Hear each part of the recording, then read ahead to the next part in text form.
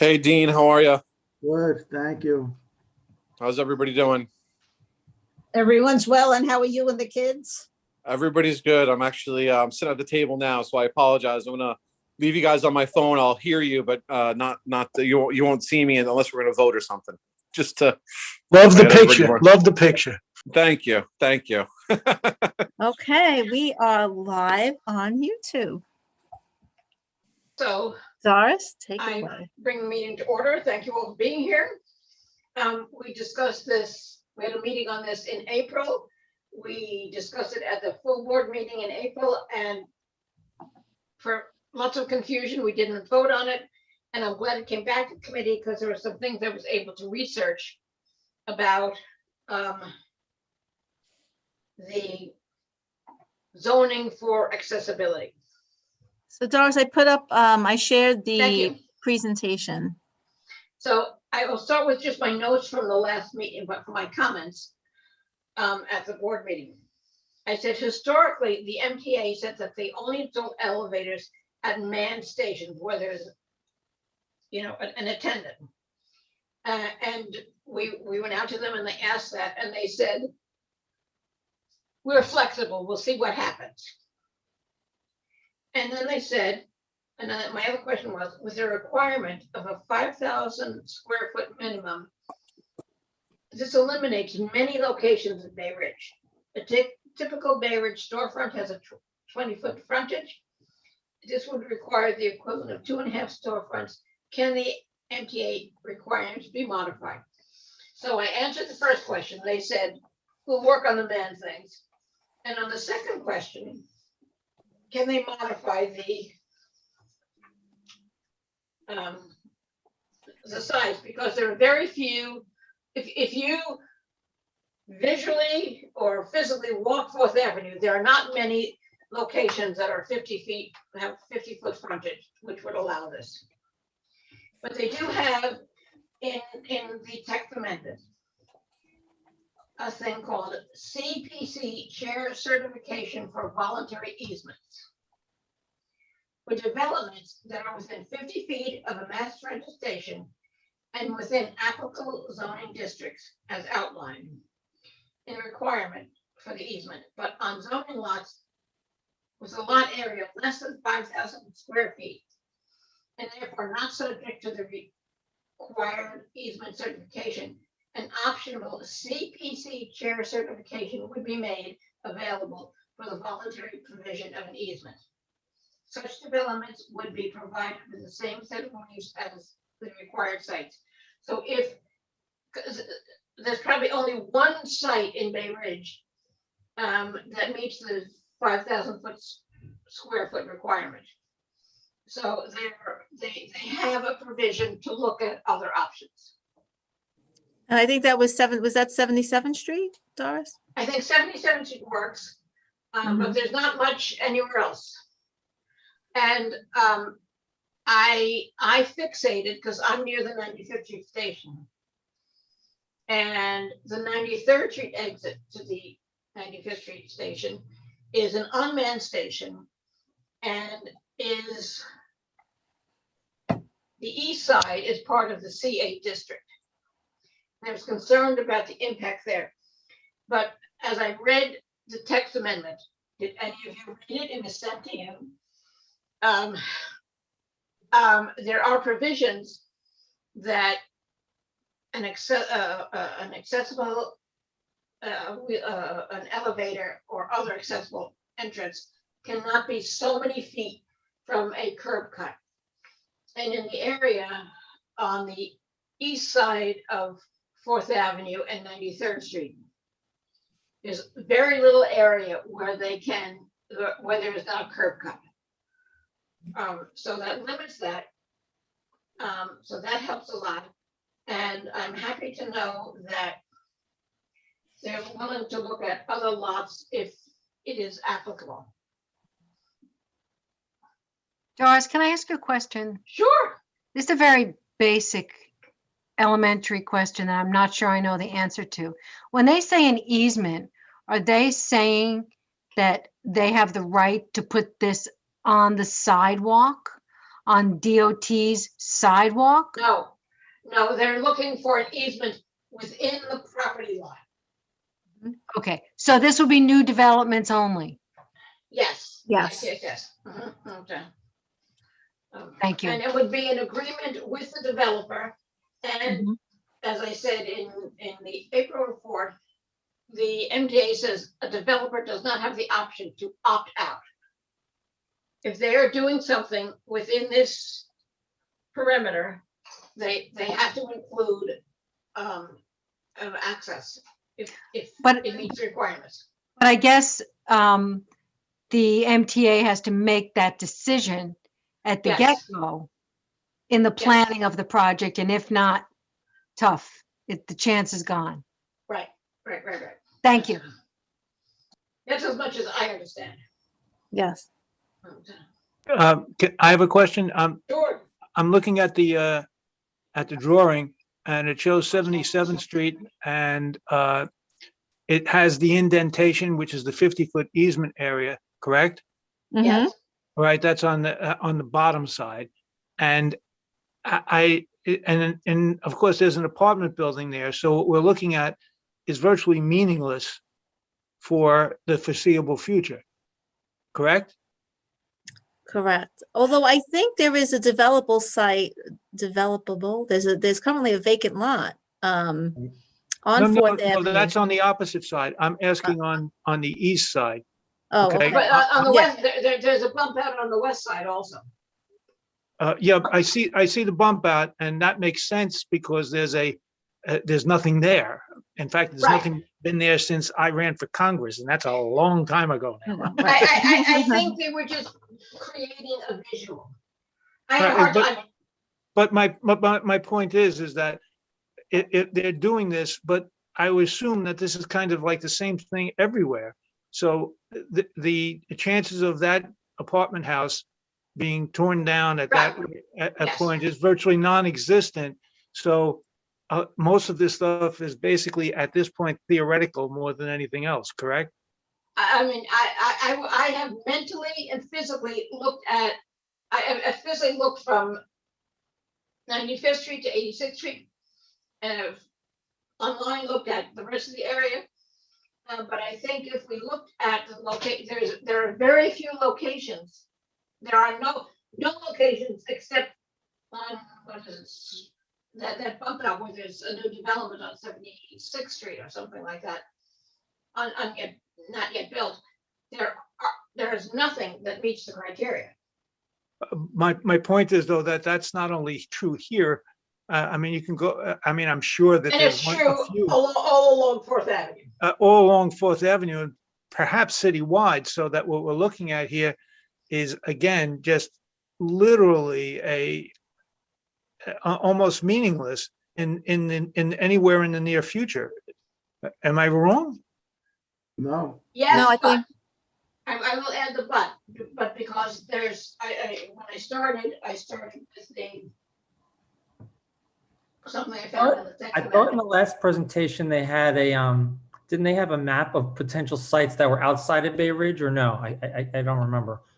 Like I They thought they did. They identified. had a map, I think citywide showed different sites. I think that's it right there. Another question, Doris? Yes, So let's say that there is a site where this is applicable and a new construction is taking place. And the developer has a contractor and they have their scope of work. So then the city steps in and contributes X number of dollars. no, the city does not give them any money. No. No, that's not what who builds who Quiet, Doris, listen. is the developer required to build the elevator? No, they were asked that in the last presentation. The MTA will build the elevator. In conjunction with the construction? Yes. Okay. yes. But not necessarily, because they will reserve that space for the future. And the space can be used, but for any purpose And down the road, if the MTA says we now want to build an elevator, then they have to move out of that area, and the MTA goes in and does its work. I don't know, Dean, at that point, there are going to be underpinning problems. Right. You have one foundation against the other, but I guess it'll unfold. Well, if a developer files plans in a defined area in a 50-foot radius of a subway station, that immediately goes to Department of City Planning and the MTA for them to review the site. And I asked the question, who will install the elevator? Because historically there have been issues with developers being given rights, and they install the elevator or the escalator, and private developers have historically bad track records for repairs. So I'm glad it was with the MTA doing it. They'd be doing it and maintaining it. Are there eminent domain issues here? I mean, No, we're taking 50 feet away from somebody and saying you're not going to get a dime for it? Oh, you're getting. But Steve, they're giving them space in kind, You're so getting. they could add a floor if they had to. They could develop balcony areas. So they're allowing the owner to take other space, which they would not normally have, so they don't lose any square footage. They get increased lot coverage, height relief, and street wall flexibility. Yes, but only to the extent of what they sacrificed. Correct. It's because that was a question that we Yeah. asked the last time, whether Yes, it's a reward situation. It's not. They're just getting back what they would have lost. Right.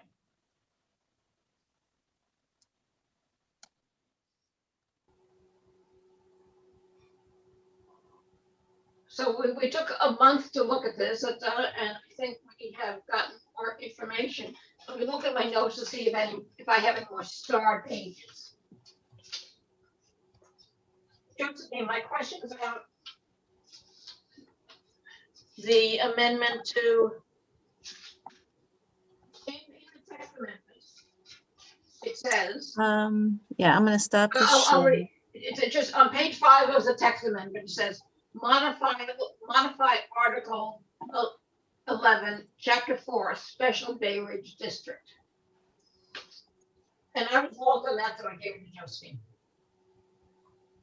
Right, so there was, at the beginning of the written text, it said that there would be a change to the Special Bay Ridge District Provision 114-01.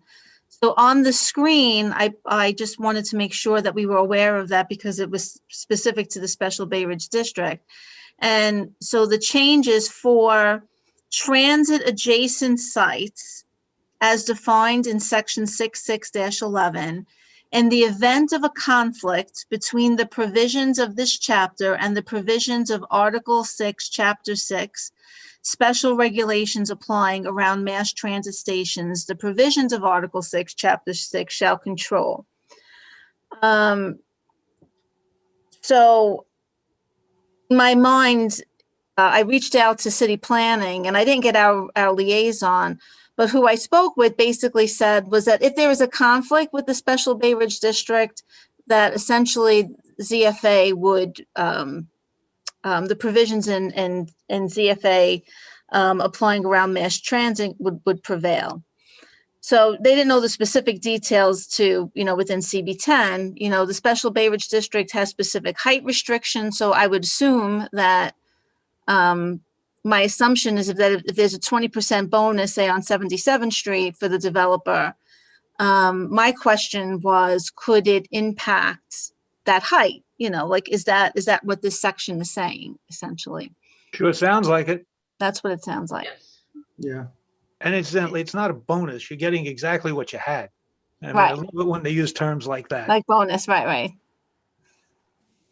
So that's the, in the instance, if there should ever be that development on 77th Street, I think is the real only future potential possibility. I think there are a couple of others, especially since they have a provision to have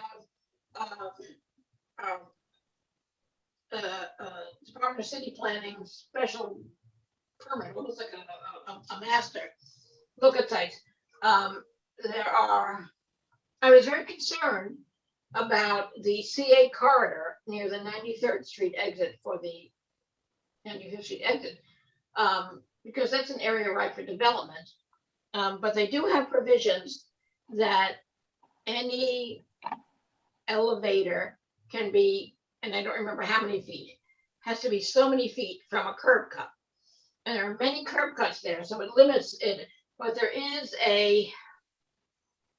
I don't remember if it was 9325, it's there's a low-rise building, it's 1 story, and it's a union building, and that could be possible. And I don't know what the frontage is, but near the 69th Street subway station, there's a restaurant on the west side of 4th Avenue, Excelsior. For old people, it used to be Joe Major's restaurant. And it's, I think, a 1-story building, and I'm not sure what the frontage is, but there's potential there. Doris, it's called emphasis. Oh, thank you. I have 8. I just want to say that I don't think that developers are going to be using this as some kind of mechanism for getting more or anything, because they're actually going to be spending more in construction to potentially bring a building up an extra story to regain that square footage that they lost. So I don't think we have to worry about that. Yeah, but in a sense, and isn't that illusory? Then you're saying that they wouldn't use it, and therefore, for all practical purposes, they've lost it. And therefore, it sounds to me like it's still an eminent domain issue, where you're taking something, but you're really not giving something equivalent back. Well, it'll be up to the developer as to whether it makes financial sense to bring the extra, spend the extra dollars to bring it up. But you have a good point, Steve. You have a good point. Well, and there are many things to discuss, but to have more handicap accessible stations in our community is a plus. Yes, hands down. Mhm. Then you're saying lots of these stations really couldn't be on the corner if they can't be near a curb cut. Oh, I when curb cut, I think they meant driveways. Driveways. Okay. Yeah. I mean, I think that the goal here really is to make it, smoother and easier for construction of these elevators. As we know from our own 86th Street, a lot of underground infrastructure had to be moved, and we had this very large bump out, and to really begin to look at the capital plan for the MTA. I mean, we don't have anything in the district here in the next 5-year capital plan that I saw, with the exception now of, it looks like we're going to get that second elevator at 8th Avenue. But plans are already there, and that should be starting soon, according to Melissa Farley. So we will have 2 accessible subway stations in Board 10. And in the next 5-year plan, I don't see any additional ones in our district along 4th Avenue, unless there's more money down the road and that changes. But I do think that this will help certainly reduce costs and make it easier to install these elevators. And their goal is to have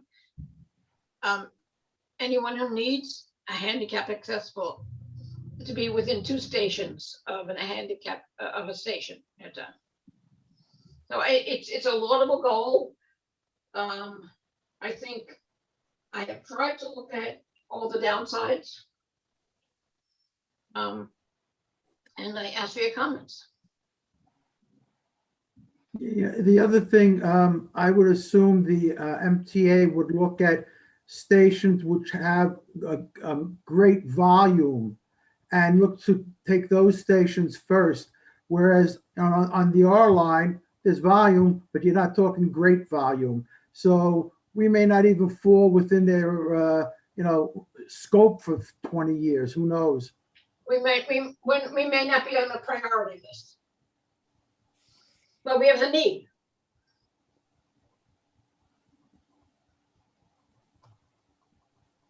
Okay, so at our last committee meeting about this, we did not vote because I didn't know we need to, but now, oh, and I would like to make a comment that these text amendments are not covered by ULURP. Right. Under the new provisions of the ULURP, you have 90 days to respond. But this requires 60 days. I just wanted to make that comment because there's more coming up about text amendments. So we have a text amendment before us. Do I have a motion to, anyone want to make a motion about the amendment? Yes, Ann, please. I move that we vote in favor of the text amendment as submitted. Second. Okay. Oh, wait, I think I have a polling function for this. Hold on, everyone, hold on.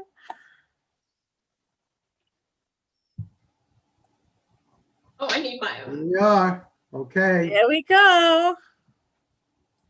For the record. Okay. It's unanimous. Beautiful.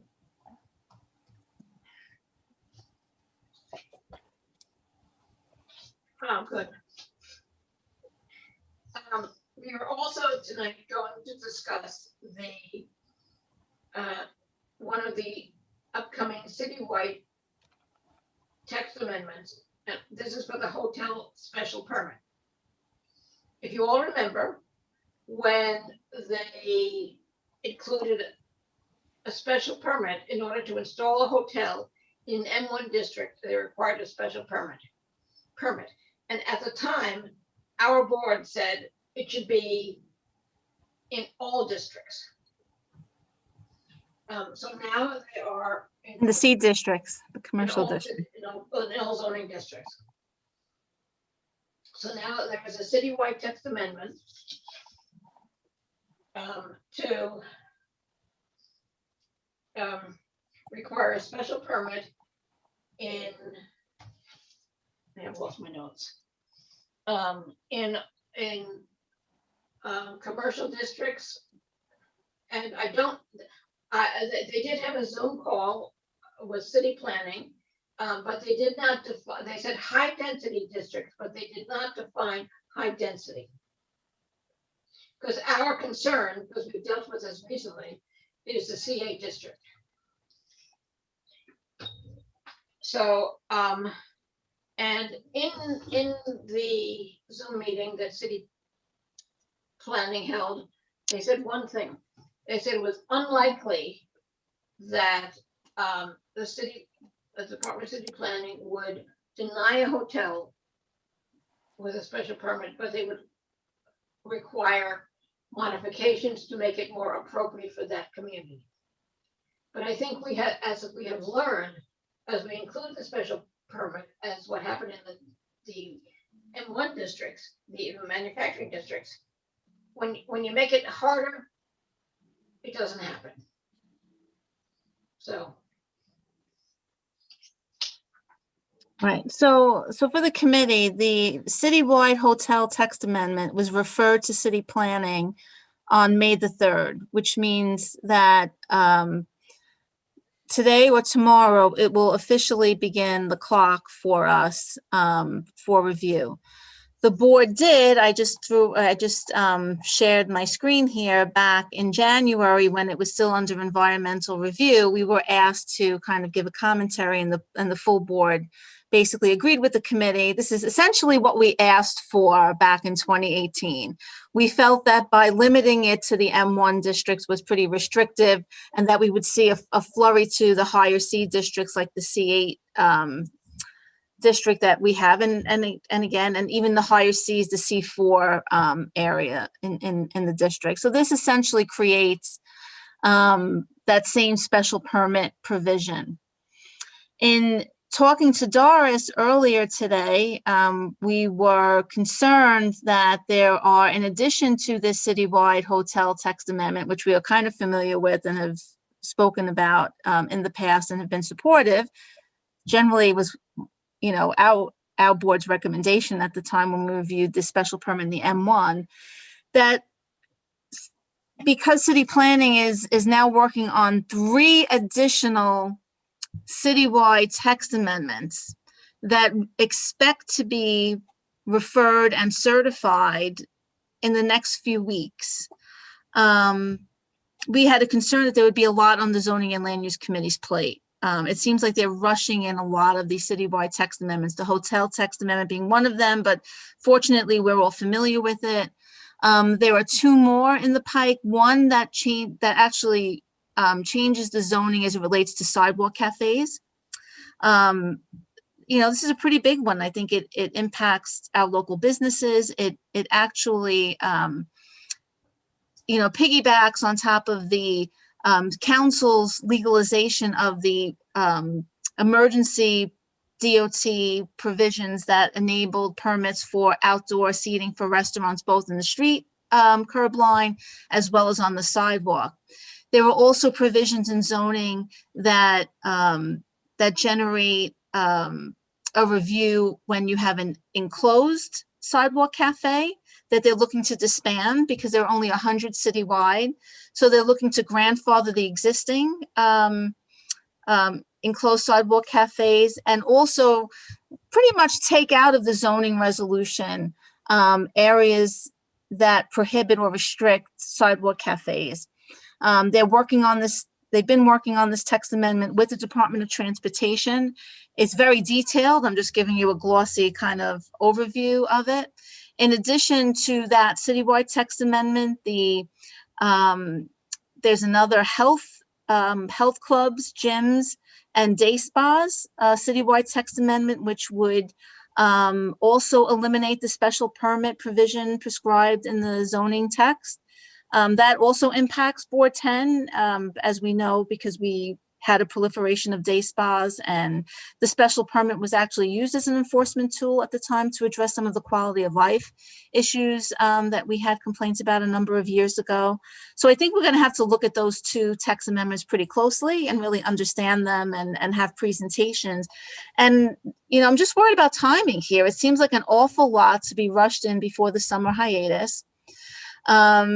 And in addition to that, the City Council has a planning document, Planning Together, and has reached out to the community boards, offering a presentation because there was a lot of misinformation because it was rolled out very poorly, I feel, and it involves changing planning for the future.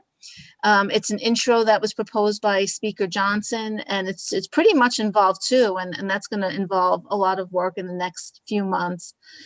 So the reason we added the hotel text amendment to the agenda was to kind of get everyone's feel to see if we think that we can at this point Take one off our agenda. take one, right, make a recommendation at this point because we're pretty familiar with it, and that's up for your discussion. I would just like to add one thing on the hotel text amendment, because I think Josephine has sent all of us, city planning is doing online presentations about this, and they're a half hour for 2 text amendments, so they're very brief. But in my notes from the one last week on the hotel text amendment, it says the special permit would apply to high density districts and some mixed use districts. And they did not define that in the presentation that I saw. So if we are going to make a motion, I think we need to include some concerns about districts in our community, commercial districts.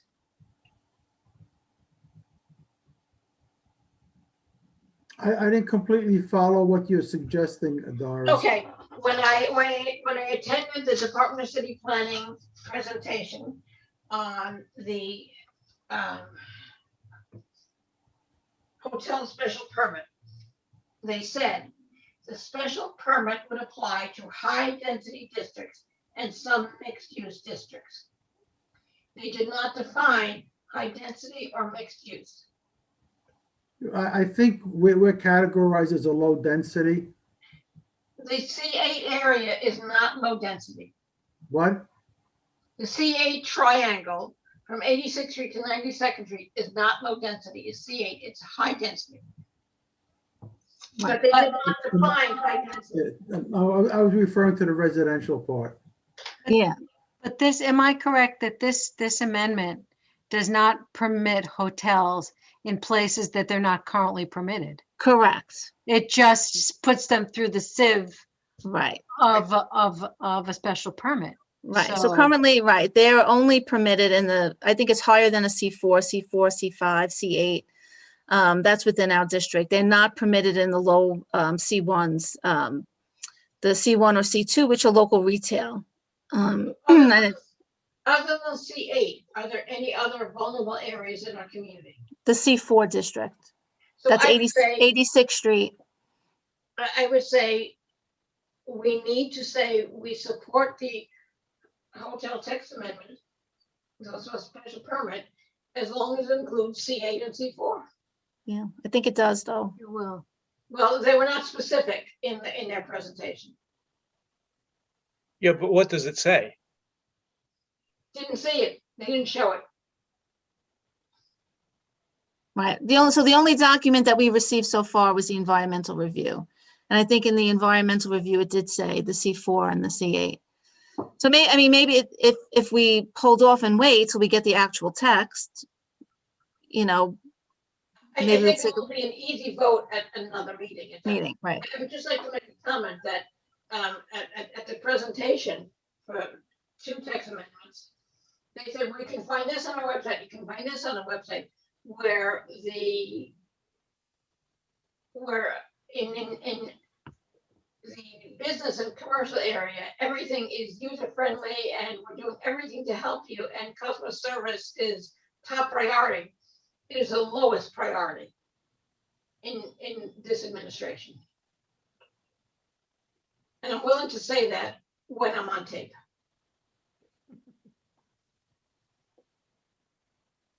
So do we want to table this until we are sure that the C8 and the C4 are included? Are you all there? Yeah, I'm here, I'm listening, and I think that you're right. I think that if we say something about it, we should include that comment, that's all. It's not Okay. really, I mean, it puts us on record as to what we believe. Even if we're waiting for the new one, if we're gonna do something now, we should say that. So does someone have a motion? Yeah, I got that motion. Could you clarify that a bit? No, Yeah, How unzoning like of you. I don't think we're going to be surprised by anything, but, traditionally, we don't vote on things unless we look at them first. And without having the actual text amendment that we could read, but we're arguing right now about a motion that hasn't even been seconded. So if nobody seconds it, then there's nowhere to go and we can just move on. Right. Yeah, and talking out loud, I think it's probably best to wait for the text to come. I mean, it should be here any day, and we just may have to have 2 zoning meetings in June. Or late May. in July and August. Or meet in July and August. I mean, it's, But I mentioned the city planning presentations, and I know Josephine has sent out the information to all of you. And anyone who can sign on to there's one tomorrow, and I think one next week, about the open restaurants and the health and fitness text amendment. yeah. And if not, you know what, I'm going to try to get links to it to send out to the committee members to watch at your leisure. I think these timings are very difficult, and Someone asked that question today and they were going to consider sending the links. But they did promise to also come to all the all the committees to do presentations tailored to the individual community boards. And what I learned at the first city planning presentation was that citywide text amendments are not ULURP. Right. So we worked hard, and ULURP presentations were, the community got 90 days to respond. But these are not text, so we have 60 days to respond, and it does not have to go to the city council. So and I would also make this comment, they were pushing very hard to remove community involvement in decision-making in their community. That's my editorial comment. And why have a community board? I'm with you, Barbara.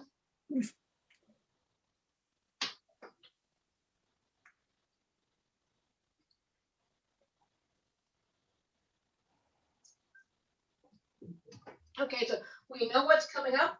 Josephine, tomorrow we'll send you out the link for next week's presentation on health and fitness text amendment and open restaurants text amendment, both of which could have big impacts in our community.